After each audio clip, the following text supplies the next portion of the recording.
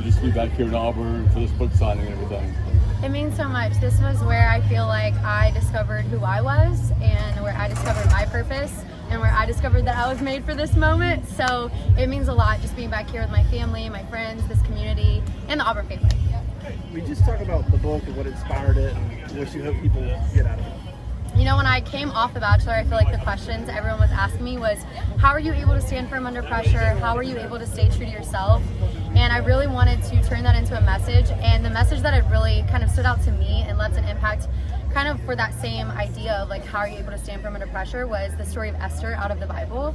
And so I really took that story and kind of turned it into using my own experiences, the moments where I stood firm and I stood strong, and the moments where I folded under pressure and didn't make the game-winning shot. And so I really kind of took that and ran with that and looked for ways where I could add value to people and really encourage them in their moments. Because even though everyone's not going on reality TV and, you know, having their love story be unfolded for millions to see, like, we all face pressures and temptations and struggles, and even though it may not look the same on the outside, it leaves all the same struggles on the inside. And so I wanted to kind of just approach it from that perspective of, I'm not perfect, but like, we're in this together, and how can we walk in confidence and strength and grace and courage and live a life that we're proud of and a life that's honoring to God. Maddie, can you update us where you are in your life's journey right now? Gosh, the book's coming out. That's kind of been like everything for me. I am doing a line with Game Day Couture, just came out with a line with them, and I'm super stoked about that because sports means so much to me. But really, those have been like the main things.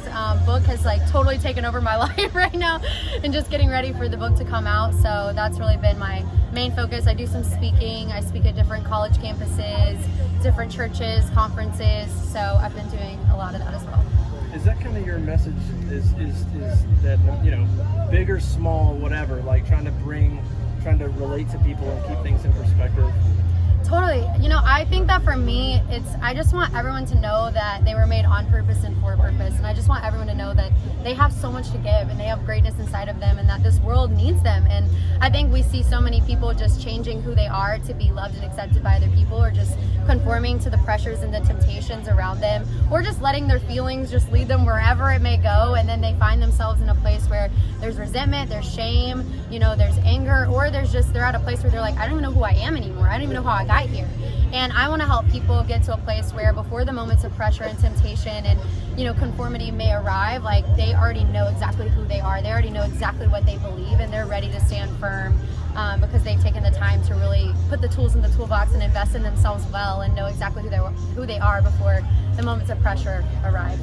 Who are those people for you? So people can read your book and probably learn from you. Who are those people for you? You mentioned Esther in the Bible, but who are your parents? Who are the people that you learn from?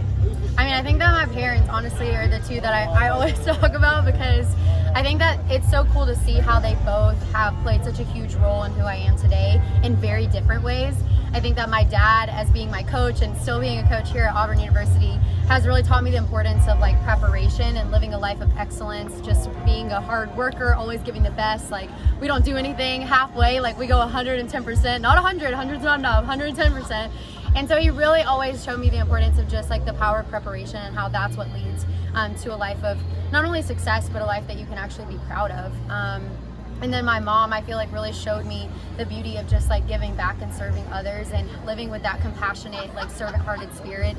The way she loves and the way she's like loved our family and just given up so much just to be there for us, I think is also just, it's like, that's also like half my personality, is really to just like love on, inspire, encourage, and serve other people. And so I feel it's funny because I look at my life and I'm like, I literally am both of my parents. like half of me is like this bulldozer, like ready to just like so competitive, challenger, you know, just want to be the best of the best. And then the other half of me is like constantly looking just for ways to serve and ways to give back. So I think they have been for sure the biggest role models for me as far as being made for this moment. And then I guess last question, you talked about Auburn sort of helping mold you. Just what is this place, the school, the city, the people, what does it mean to you? It means everything. I can remember so clearly being in my dorm room, it's literally right over there, being in my dorm room and just having that moment of who am I? you know, I knew this was going to be, you know, your time in college is a very trying time. Like, you're trying to figure out who you are. You're trying to figure out what you want to do. You're like, I need to find my bridesmaids. I mean, there's like a lot of pressure, you know, and I need to find my husband. And I just remember sitting in my dorm room floor, and I was like, okay, who do I want to be? What kind of life do I want to live? What kind of choices do I want to make? I knew I was going to be faced with pressures that I had never been faced with before. And I didn't want to just show up in those situations and just hope that I had what it took to just stand firm and stay true to myself.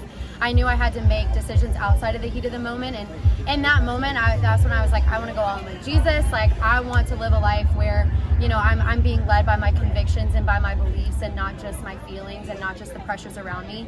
And so it was in the dorm room where all that happened. And so not only did that happen, but I found lifelong friends. I discovered, you know, why I was put on this planet, what I was called to do, to teach and to encourage and to communicate. Like, that's what I love doing.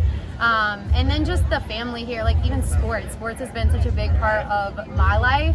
And so just, you know, for our family, like, it just means so much, and it's so cool. I've had the coolest like sports memories as far as basketball, football, and just everything all around. So it's so fun being back here, and I came here on the show for Hometown. So it's even like cool coming back in those moments where, you know, it's funny because I was walking on campus and no one like really knew anything about me, and then I come back for Hometowns and I'm like up there doing a little interview, and I have like crowds of people just like screaming at me, and I was like, what's happening? This is so weird.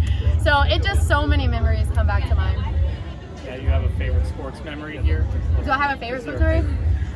I mean, here particularly, I would have to say the kick six was for sure like one of the best moments ever. I remember I was so mad because I thought we were gonna lose.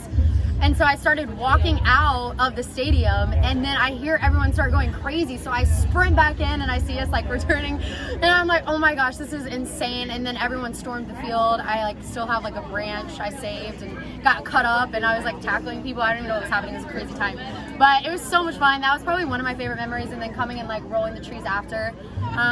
But I mean, Auburn basketball has so many great memories too. I mean, the Final Four was one of my personal favorite, but it wasn't particularly here. But you know, Final Four was one of my favorite times for Auburn basketball.